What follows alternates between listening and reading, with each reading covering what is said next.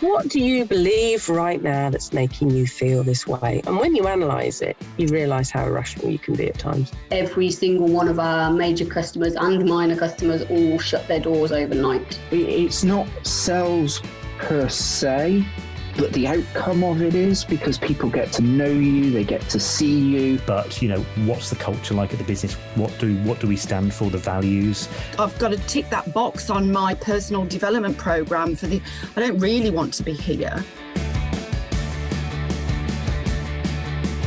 Scaling up a business isn't easy. If it were, we wouldn't have less than 4% of businesses scaling beyond 10 employees or around £1 million turnover level, and less than 1% beyond 50 employees. But the contribution that we make as owner-managers to our economies is immense and should never be underestimated. Yet it can be a tough gig for all of us at times, and only other business owners truly understand the challenges that we face. And through ScaleUp Radio, we aim to help make things a little easier. We interview guests who have been where you are now and may have faced some of the challenges that you are facing. And they offer their thoughts and advice on what has worked for them, as well as what didn't. And we've also combined many of the lessons from these interviews and also through working with hundreds of owner managers over the last 10 years or so into a practical scale-up handbook that we've called the Entrepreneurial Scale-Up System, or ESUS. And it's for owner managers like you and me as we navigate our own scale-up journey. And you can order a copy through your favorite online book retailer or by going to all the W's, esusgroup.co.uk, www.esusgroup.co.uk. Another fantastic episode of ScaleUp Radio. Fascinating discussion with Alia Rohafza, who's the CEO of Altered Carbon. This is an amazing technology that they're looking at here. So it's a bit of a high tech, and he's on a journey where they've already raised 2 rounds of investment and working with companies to help to prove their concept. And this is all about, imagine being able to create on a bit of graphene on a chip, something that's the equivalent of a nose, of a smell sensor. So of a dog, or eventually, ideally, human nose. And if you think about all the potential applications of that, from whether food is going off to the escape of dangerous gases, all sorts of applications. In fact, that's one of their big challenges, is how do they rein it in and decide exactly where they should focus. But this is a great conversation. We'll learn a lot about the way that Ali approached the idea of raising funding, both for that first and for the second rounds. It's also interesting that his biggest challenge is not necessarily around the technology, but as always, or as very often is the case, it's around people. So it doesn't really matter whether you're in a high-tech manufacturing business, whether you're in a service business, whatever kind of business you're in. There's some really great learnings from Ali, and he's very open and honest and prepared to share everything that he could. So I know you'll get a lot of value out of it. So let's go over and listen to Ali. So welcome to another episode of ScaleUp Radio. I'm delighted this time to be joined by Alia Rohafza, who is the CEO of Altered Carbon. So Ali, welcome to ScaleUp Radio. Hello there. Thank you for having me. Yeah, great to have you on board. So Altered Carbon sounds very exciting. I've had a look at your website. So tell us all about what Altered Carbon is all about. Yeah, sure. So Altered Carbon is a company that's trying to digitize the sense of smell. So what we're doing is creating digital noses that are on a chip, and then using machine learning and AI as basically the referencing and the library format to create a scent library in a way. So things that can detect odors, vapors, like chemical spills, anything in those areas, and create digital signatures of those that we can create actionable insights through. So that could be turn on an alarm, or it could be more in agriculture, your food is going off, or things like that at the moment. So it sounds like one of those very high-tech things that could have a huge range of applications. Yes, it does. Yeah, there's loads of work we've done into kind of fine-tuning ourselves and focusing in on one area. When you have a technology like this, where it can do so many different things in healthcare, automation, and everything like that, you kind of go kind of into every area, and then you have to like refine yourself and go, actually, let's concentrate on one thing at a time. So we've concentrated on food and agriculture, and majority in like food storage. So we want to reduce food waste in food storage, and that's our main area of focus at the moment. So we're working with clients that have storage facilities that need a way to reduce the amount of waste they have or produce, and can actually increase their earnings and also, reduce their CO2 emissions. Yeah, brilliant. And that certainly can be one of the real challenges, is how do we focus down on and not just try and get distracted by all these potential applications. Exactly. So what sort of stage are you at in your scale-up journey with the business? So we're in our second round of investment at the moment. So we're just raising our I would say a seed round of investment at the moment. So we're raising 700K. It's going quite well. So we're nearly at the end of it. We're going to close our round in April. So everything's going quite well. Smoother than what we thought it would, just because of the climate and everything that's happening now. But yeah, it's going quite well. And how much did you say? Sorry, was that 700K, did you say? Yeah, so it's 700K basically. And what did you raise in the first round then as well? It was 500K. Okay. Good. We self-funded a lot of the business early on in the early stages. We had an IoT company selling IoT solutions here and there. We earned a lot of money from that, and then used the money to develop the first bit of the business ourselves, and then went for a pre-seed round where we raised 500K, and then it was matched by an Innovate UK grant, and then same with this one. So it's matched by another Innovate UK grant to kind of go into agriculture and reduce food waste. Great. And one of the challenges early on within any business is when you're raising money is putting a value on it. How did you go about putting It's one of the most difficult things, because no one has the right answer for you, and everyone gives you these it matters on like if it's an investor giving you a sort of evaluation scenario because they're working more in their area. If it's someone else running a business, they may give you a higher valuation scenario. So how you evaluate it is really based on like kind of what you imagine you've done with your business compared to maybe especially if you're pre-seed or seed, where you're before your earnings. So if you're before your earnings, like actually making revenue in a way, it's really hard to determine what your value is. So the potential could be ultimate, you could be at really high amounts or really low amounts. So it's kind of about asking as many people as possible to kind of help you. Some people have different formulas for doing this. There's loads online that I found really helpful. So it's like percentage wise, if you give away 10% now, what will you have to give away in the next stage? Like 20%, what will you then have to give away in the next stage? And always imagine what you have to give away to your employees as like option pools, stuff like that. It's so valuable to know all those, because then you see what you're left with at the end. And then you go, actually, that makes sense. If my valuation sits at this, and then my next round of investment, normally you'll go through 3. So pre-seed, maybe seed, Series A sort of thing, or something like that. So you just have to imagine what you're going to do throughout. But also, if you overvalue yourself, you could have 0% of 100, and it won't be valued at anything. Exactly, and there's the conundrum, isn't there? Do I keep 100% of something small, or do I give most of it away, but it could be something huge.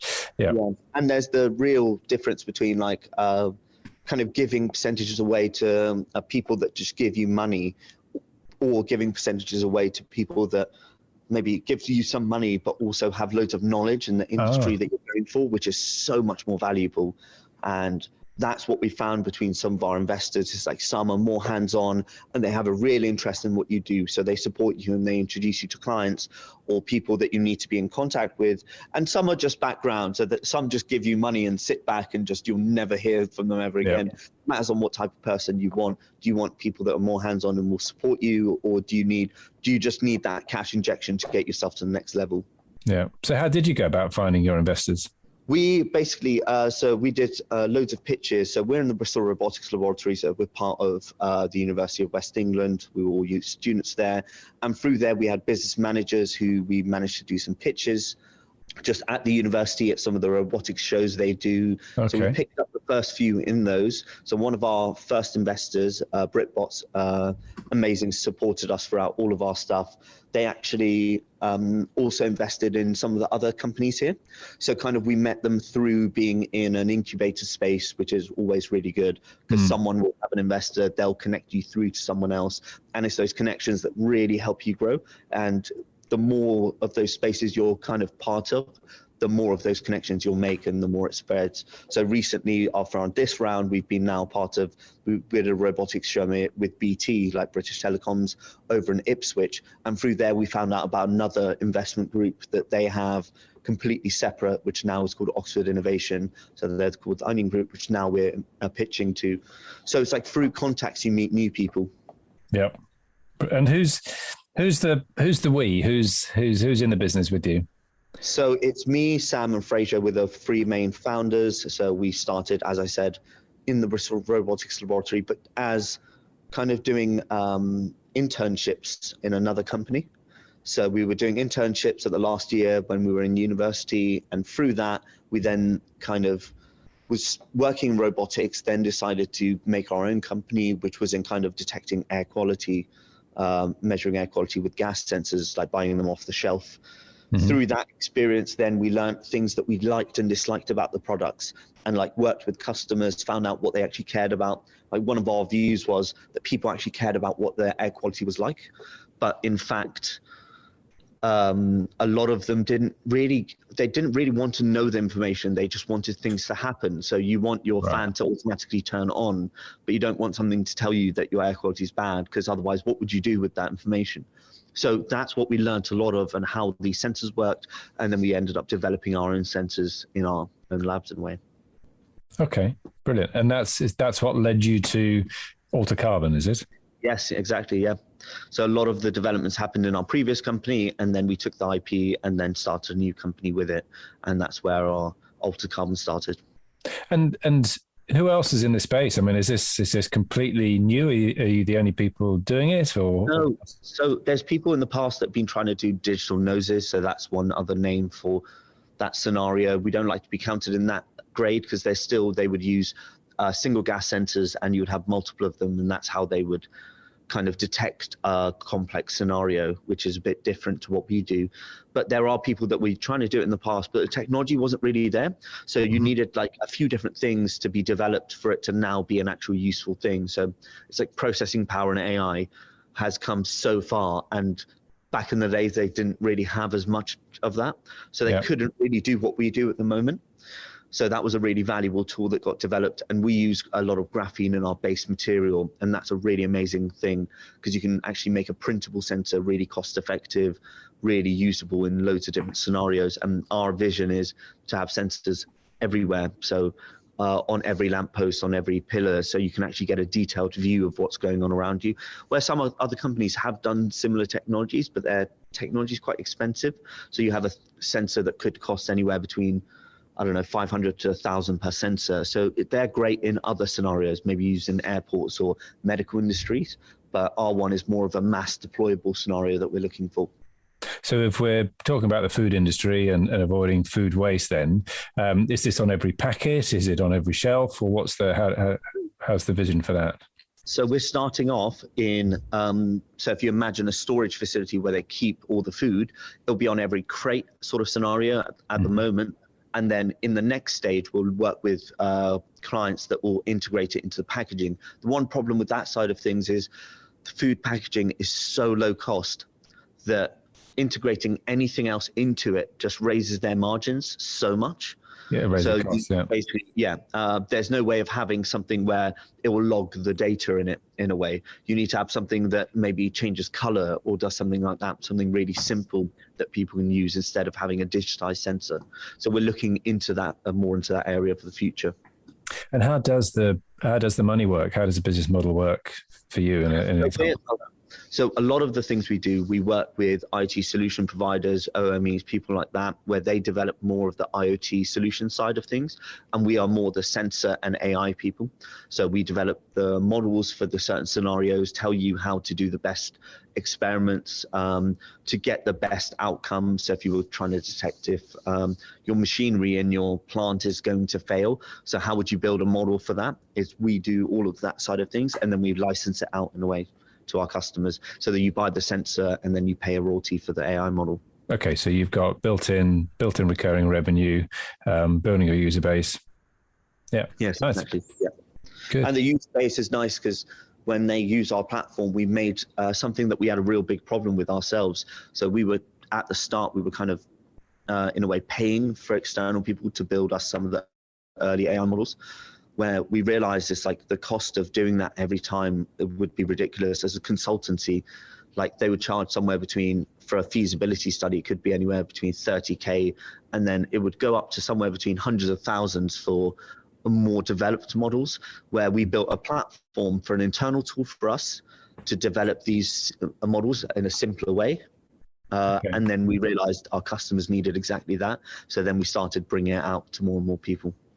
So in a way, the sensor itself is almost the way in, and then the long-term play is the AI and the software. Yeah, exactly.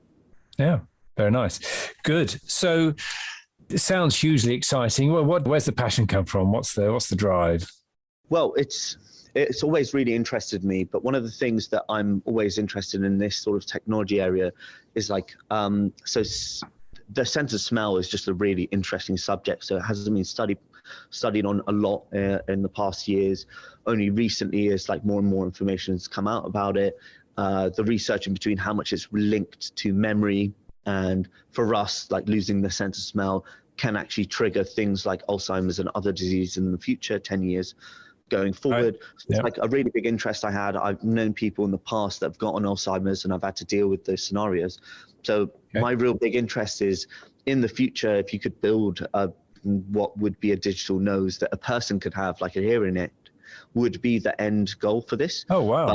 The steps in between it would be, what we want to get it into is we want to get it into every mobile phone. So our sensors, because they're so cost effective and they're printable, you could print on the back of a battery that fits in a mobile phone or any sort of anywhere in the system, and then use that for app developers to build any apps that you want. So you can have loads of different things, like a developer could use it the same way that they use the GPS on your phone and a gyroscope to build navigation devices. They would use our system to build something that detects your food going off in your fridge, or if you have a medical problem in a way. So we're going to open it up to the world for app developers to do this. So we're looking for partners in that area. There's a company called Caterpillar who's done some really interesting work where they built a phone for more of the construction industry that does a similar stuff, but with single gas sensors. They're one of the first companies we've ever seen do that, who've added a real new feature and benefit for people to develop these apps off of. So we're going on that area, and we're trying to get our system into a phone and a mobile device and have developers use it to build whatever they want. So then it's opening up to the world and all. Yeah, so a bit more open source sort of stuff. So how do you keep control of the technology here? I mean, is it have you managed to patent the technology? Yeah, so we have a UK patent at the moment. There's a US and European one in PCT stage happening, and there's another one we're just filing now.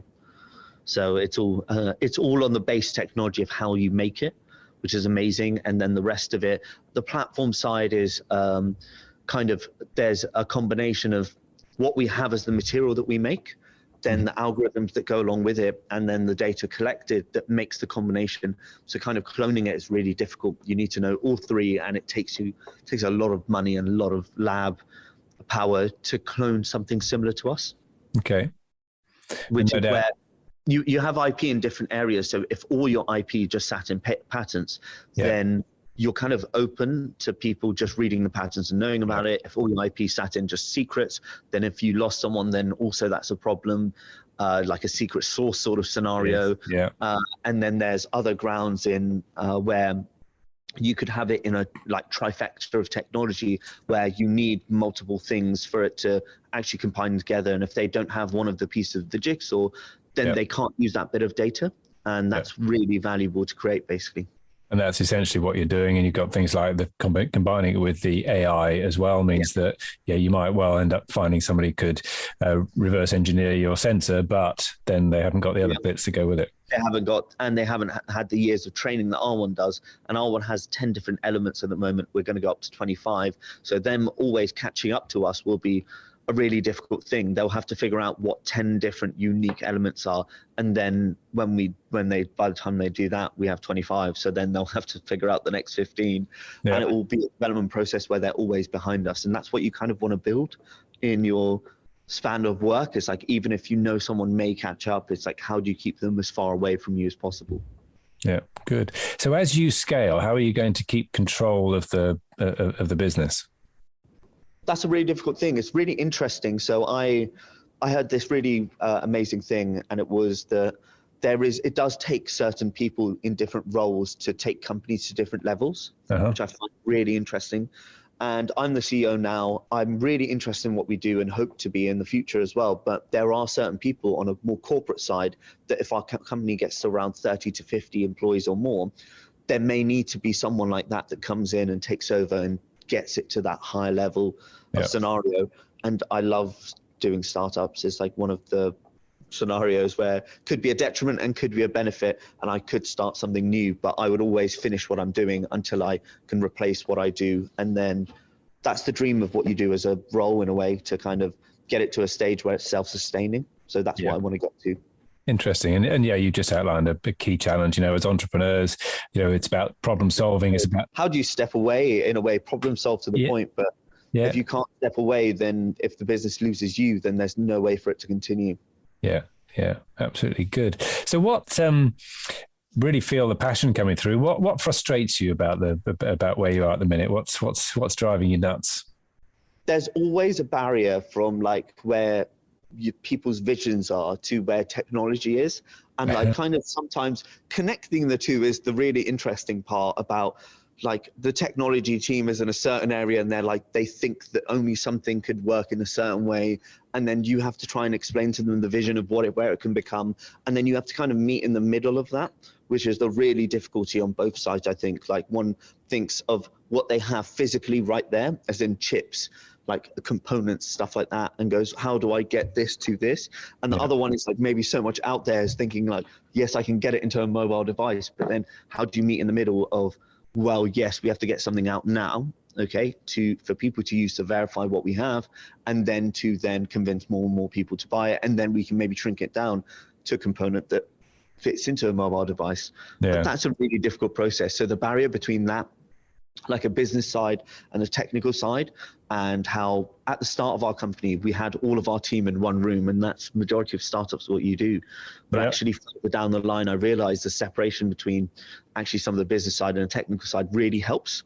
And then having meetings for it, it's great. But if you're all in the same room, then kind of, if a new idea comes in, it triggers the technical side being like, I can build this. And you're like, actually slow down, no, build what you already should do. I don't want to cloud what you're building, build it, finish it, then know about the next thing that we need to do. So slowly feeding in information is better than like just everything at once. So how are you doing that? Are you sitting down and identifying quarterly priorities, something like that? Or so we do. So at the start, it was actually, you have to do it more regularly. So the more regularly you do it at the start, the less you have to do it later down the line, which is quite nice. So at the start, we did it every few days, then it turned into every week, and now it's every 2 weeks. We do simpler ones between some members of the team, core and then non-core, and splitting those up as well, because some of the technical team will talk 30 minutes to 3 hours about one component, and some people can be completely lost by that. So you have to know who has to fit in that meeting. Do they need to be there? Can they just get up and leave if they feel like they're not needed in that meeting at that time is really valuable. So controlling that is quite difficult. We're still learning. There's loads of techniques that we're trying, loads of new applications that we're trying to see what is the best method of kind of combining both sides, but without it being in the same environment and without them clashing. Yeah. So what sort of things have you tried then at the moment? Well, you can go through everything. It's like there's Asana, there's like time boxing methods, there's loads of different scenarios that we've tried going forward. And off the top of my head. There's Trello, which has been bought by Asana anyway, but loads of different methods like that basically are applications that help you manage your time. But all of them, if you don't manage your time well enough anyway, none of them will work. So you'll forget about that application, you'll pay for it, and then kind of lose the track of it. So the system needs to be built in beforehand. And the people need to want to use it as well. So if you make it really complicated, half our team really like writing down stuff, half our team is digital. So then we've now had to digitize writing. So it becomes all in one place, basically. All right, brilliant. So let's go. Can I take you back to kind of when you started? Because you between the three of you came up with this great concept. How did you actually get it off the ground in the first place?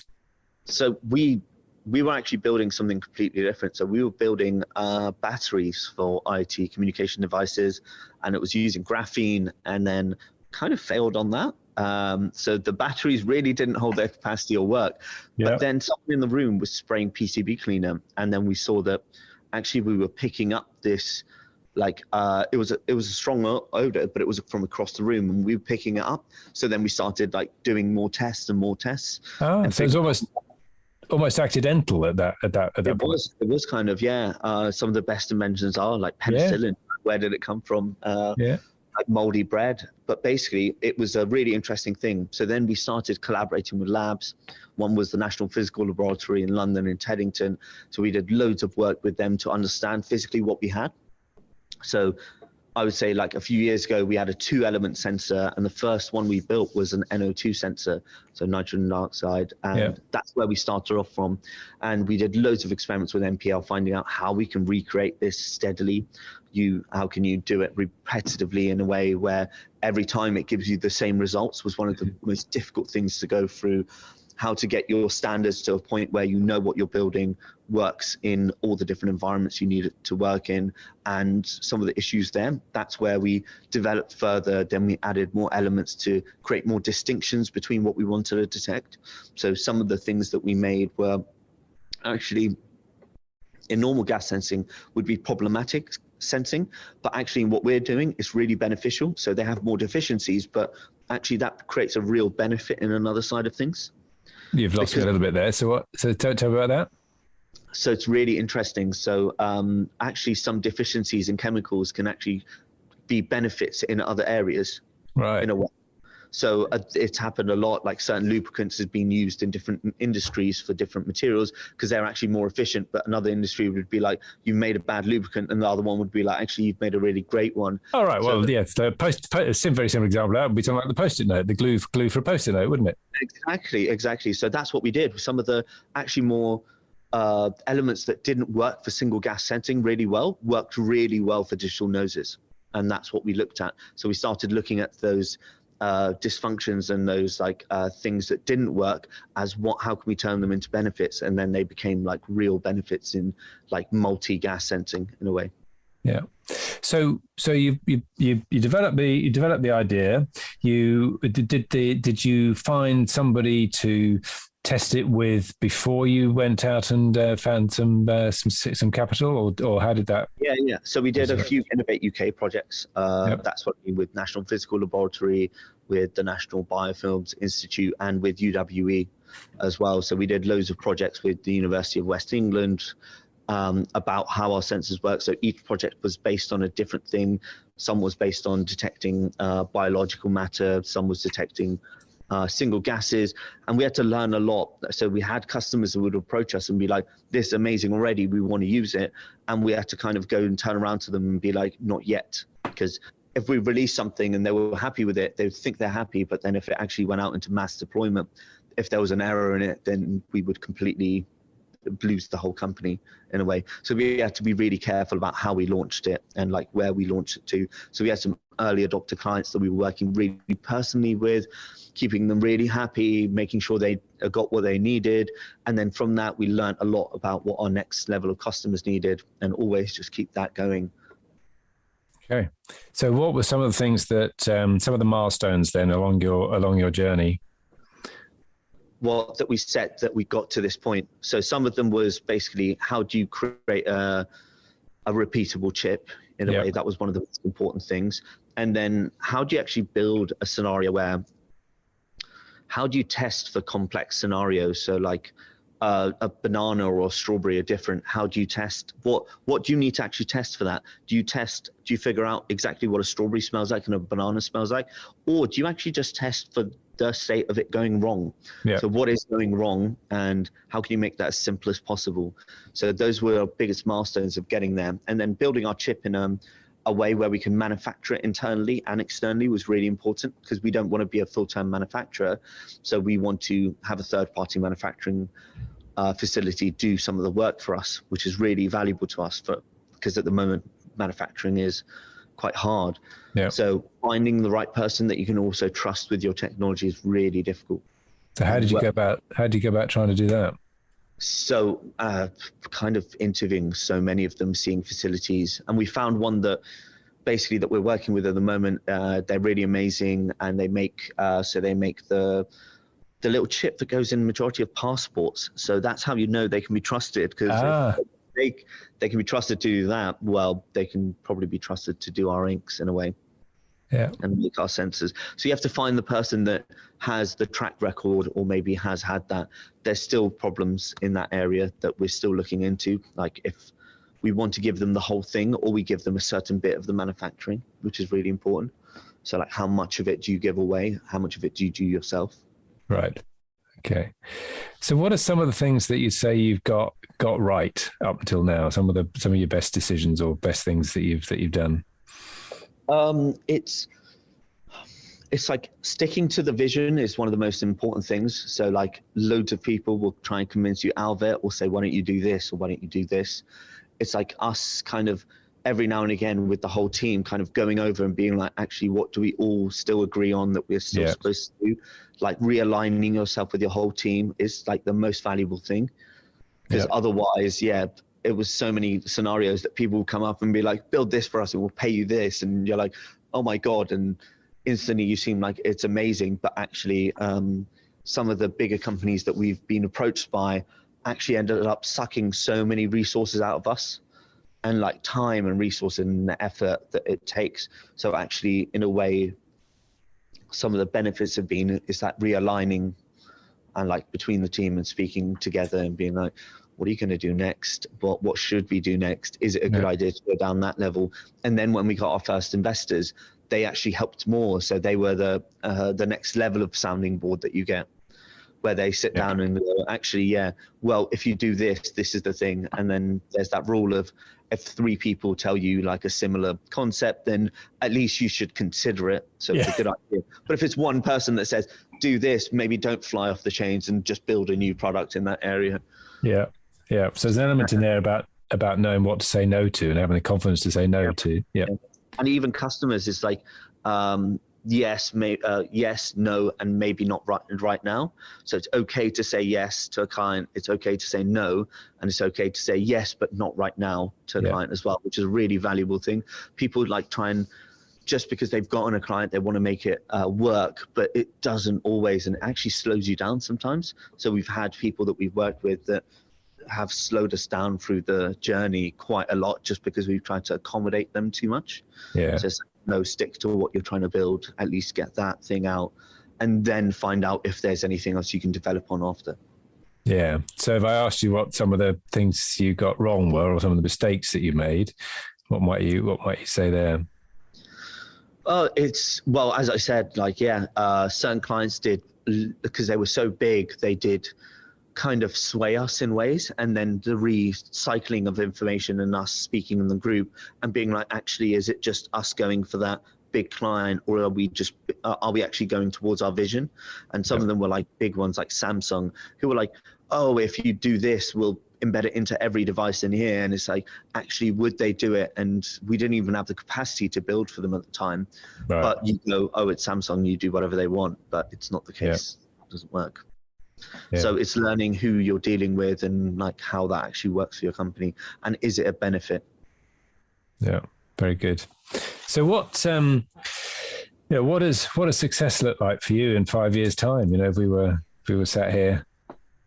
So as I said, like if we got a contract licensing it to someone like Apple or Samsung to embed like every mobile device, that would be an amazing thing. And someone, one of our competitors, which is like probably like Bosch, potentially buying our technology to integrate into their own would be an amazing scenario as an exit for us in the next like 5 years, probably. Yeah. That would look really good. But in the future, it's growing this scent library as a vision of growing it to such a level where it could be used to detect things that sometimes it doesn't even know at the start. So if you showed it, if you taught it enough different scents, it would get a baseline idea of what things are. And then if you showed it something really random, like if it went out to a new space and it found some new material, it could potentially determine what things could be. And that's the really interesting side that I hope that it gets to in years to come. So It's like deciding what things could be based on what it's already learned. Yeah, very good. And what's probably going to be some of the big hurdles of you getting there, do you think? What's some of the things that might get in the way? Yeah, definitely. So some of it will be around IP, how we develop that further. A lot of it will be how manufacturing works, and even the idea of licensing that we have, how customers will take that in, because it's a new concept as well. And sometimes new concepts take a while to like intake and understand. One of the investors we were speaking to the other day, they're like, your technology is quite new, so you're going to have to do a lot of work into kind of promoting this new idea of doing things. And some of your money, a lot of your next investment around money may go into that. And he could consider that you're going to have to educate people into what you're doing if it's something new. Yes. Either you're going for an established market, or you're going for a new market that goes, well, I have to teach you everything about it, and this is the guidance, this is the information, building lectures, building like classes, doing podcasts, doing everything like that, to let people know how it can actually benefit them is the real big key. Yes, and because essentially you're having to create this market. So rather than just grabbing market share, you're having to develop the whole market, which is, if you can do it and you're the leader and you can hold on to that, then fantastic, because, that's almost like the blue ocean thinking, isn't it? You've created a market of one, but as you say, you've got to spend quite a lot to get there. Luckily, it's like people have been doing it, but in another way. So we're not fully going into a completely new market, but also because we're doing it in such a different way, it does open new doors for us, for our sensor to be used in places where other sensors weren't able to before. So it becomes really interesting. So it's kind of we're in the boundary of not completely blue ocean and not completely red. Yeah. So you've got you've got possibly a slightly more of a fighting chance of doing that. Yeah. Excellent. Good. So going back to thinking about taking on investors. So if you were advising your younger self, or maybe somebody starting out in the same sort of journey as you did and looking for initial investors and things like that, what sort of advice would you give people? So firstly, it takes longer than you think. That's one of the things. And the next one is definitely, so you don't need a full business plan. This is one of the things I've seen with new investors. They don't even want to read it. Like we've created ones. They just want to see a pitch deck around 15 to 20 pages max. Yeah. 1 minute elevator pitch video or something like that to keep it simple, and a readable deck that you can pitch as well. So one with a little bit more words that you can send to them afterwards, one with a bit less that you pitch as online. And that's possibly majority of what you need to get started. But the thing that I realized that took the longest amount of time was creating what they ask us in a data room.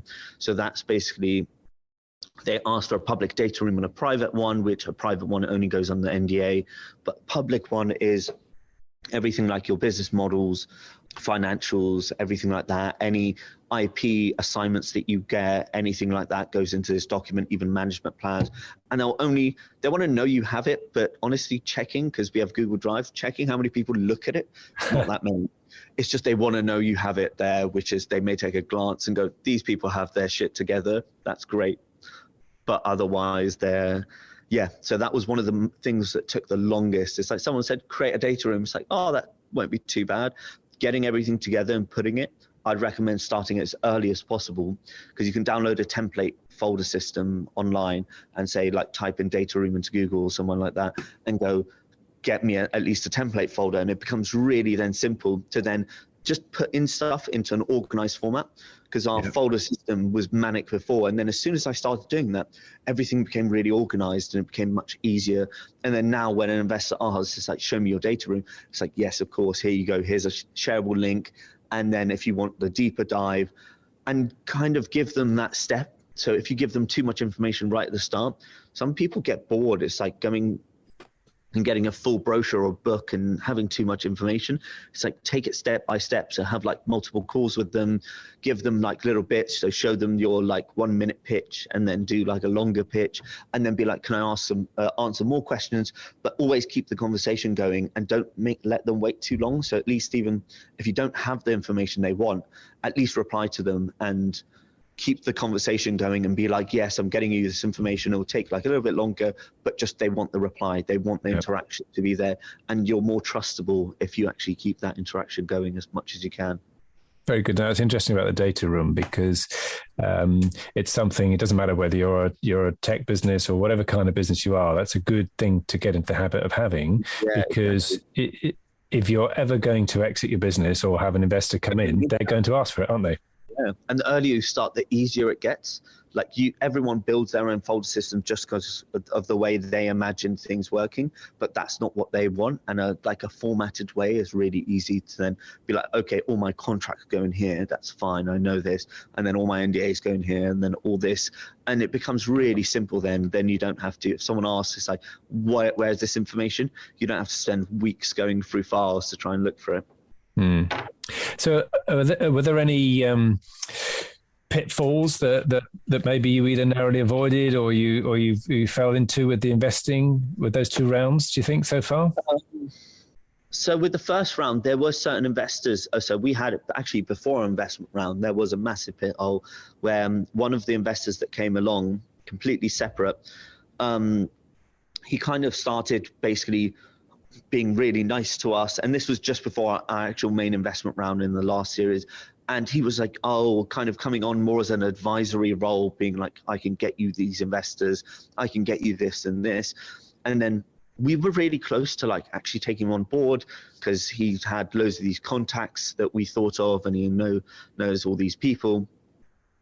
And then we took a bit long to do the process of that. But then we learned that actually he wasn't, and he was actually trying to kind of take over the company in a way, which is really interesting.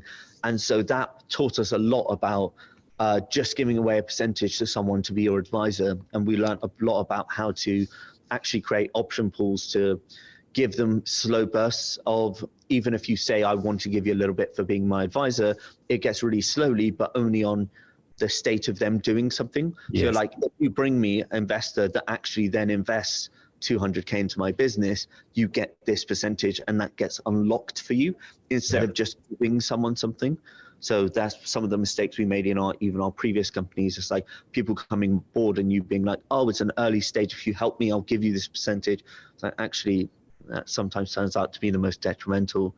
And especially if you don't do it in an option pool where they have voting rights and things like that, where it can become really complicated, because then later when it comes into areas where you're going to say your shares are valued at this much, someone can turn around and say, no, I want this much for it. And then it becomes a whole dispute that you don't want to have. So it's better to get it sorted earlier, and better to have all of it in place, basically. So I'd recommend looking at that before giving away. Yeah, very, very good. And there is that expression, isn't there, which is equity is cheap early on and expensive later on, whereas debt is expensive early on and cheap later on, sort of thing as well.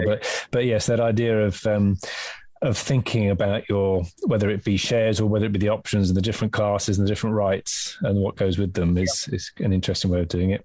Definitely. You can't have too many as well. So for certain things like there's SCIS and EIS, stuff like that, I don't think you can actually have like too many different classes of shares, because they actually they're frowned upon in that sort of regard. So if you do that in a weird way, they can actually not give you SCIS or something because you've had this other class of shares. But an option pool is just a simple way of doing it, where you just create an option pool, you have like 10% of a dilutable scenario, and then that's what you give out to the advisors based on a contractual thing of them doing something. And it has to be a goal. So some of them say, I will bring you this client. It's like, yes, great, but will that client get closed? You can introduce me to the head of Shell, but doesn't matter if that guy may not speak to me after that, and nothing may happen, but you've gotten your shares. So it's like, the outcome has to be really clear, really defined well, and being like, if we get this, you introduce us to this person and we get this, then you get this. Yeah. It's better for both sides, basically. Good. And have you had to give away preferred rights to the investors? No, luckily, no, everyone has had basically equal shareholdings at the moment. Yeah. Very good. No, I mean, it sounds like a fantastic and certainly fascinating business. And I definitely look forward to hearing how things go. A couple of questions like to ask everybody as well. So one of those you partly answered already, but if you were to go back to your younger self, what advice would you give yourself? Probably fail quick, fail quick and often, and still put your all in, but you can fail quick and often and learn so much from it, then burning things really slowly and just letting them roll. So one of the key changes was actually for us getting our first investors in, helped us actually change the structure of our company. So if we had done that like a year or two before, I think we would have been maybe a couple of years ahead now. Yeah. So that would have been a real benefit. Very good. Okay. Any books, podcasts, or resources that you found particularly helpful for you? Your one's been great. We've done a couple of amazing shows that we've gone to that I'd really recommend. So we went to Hanover Messe, which taught us a lot about just the different technologies and different industries that are out there, and just the things that you can do. So for a technology company, I'd recommend going there. So we were there last year, and we're going to go there again. So we did the ST Industrial Innovators Award. So it was it was by ST Micro. So we won that. Last year, we were hoping to go back and see if we can win it again. So that's a really big one recommended. And I think it's IoT for All. So that was another podcast we've been listening to and done. Brilliant.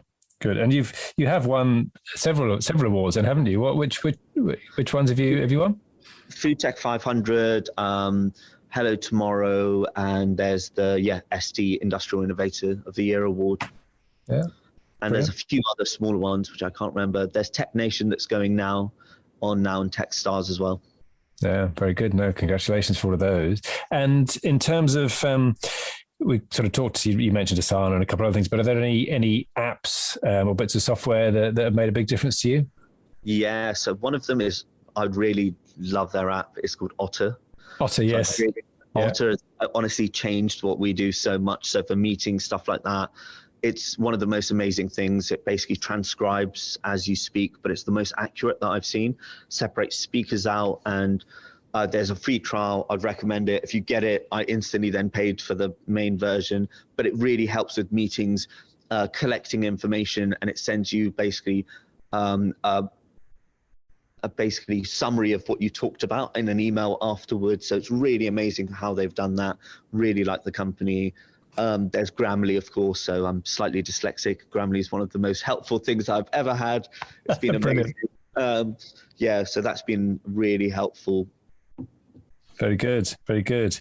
And might be a bit early days in a minute, but I like to ask everybody what's been their most successful lead generation tactic, in terms of finding customers. But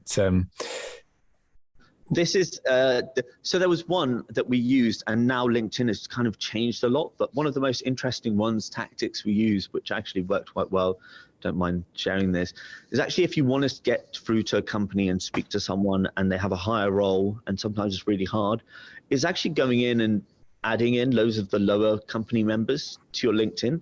It works really amazingly well, because then when you add them in later, the higher members, they look at your LinkedIn and they go, oh, he knows loads of people from my company, so must be someone I know. And really good tactic to get forward. So I'd recommend people try that. Love it. Brilliant. No, really good. Good. So it's been absolutely fascinating, been really educational for me, and I know anybody listening will get a lot out of it. So thank you very much for sharing all of your insights. If people would like to get hold of you or find out more about Altered Carbon, what's the best way for them to do that? So you can either go through our website, altered-carbon.com. There's also a show called Altered Carbon, so that's why there's a dash in there. But yeah, that's a really good way. Or contact us through Future Space as well. We're part of their network, or the BRL, Bristol Robotics Laboratory. We're part of their network as well, so you can contact us through there. But my name is Alia Rohafza, so you can just contact me on LinkedIn. Great, and we'll put all that in the show notes. So, Ali, thank you very much indeed for being my guest on ScaleUp Radio. Cheers. I hope you enjoyed that discussion, and if you're building and scaling your own business, you might well be interested in our book, The Entrepreneurial Scale-Up System. And it's exactly what it says on the tin. It's a practical handbook around scaling a business in a structured way. And you can order a copy on all your favorite online retailers, including an audio version, or you can find it and other supporting resources on our website, www.esusgroup.co.uk. That's esusgroup.co.uk, which is esusgroup.co.uk.